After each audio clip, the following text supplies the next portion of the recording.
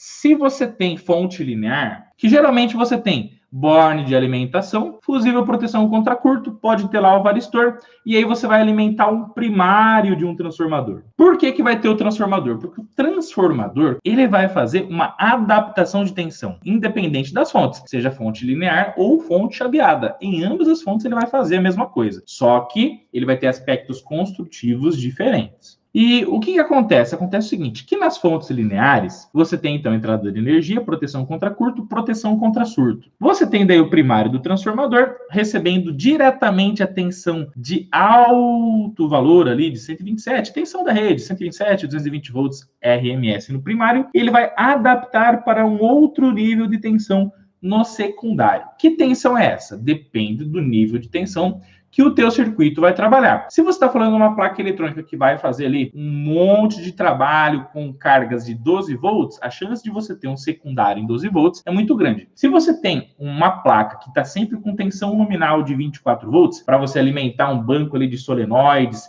que vão trabalhar com válvulas eletropneumáticas, eletrohidráulicas, 24 volts para controlar algumas bombas, enfim.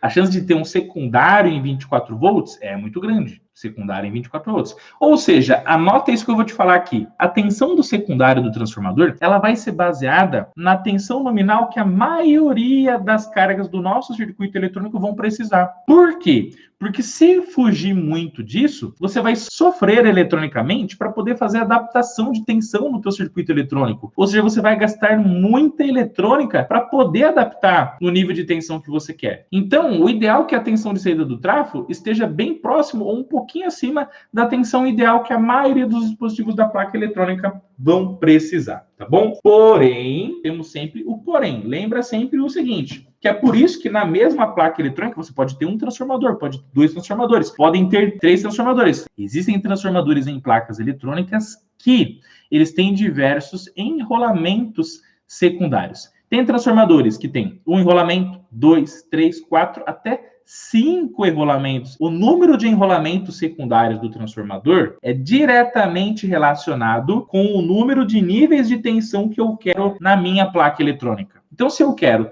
12, eu quero 24, eu quero 3.3, eu posso ter 3 enrolamentos para ter uma tensão um pouquinho diferente um do outro, para daí direcionar ela para os periféricos componentes que vão consumir esse nível de tensão.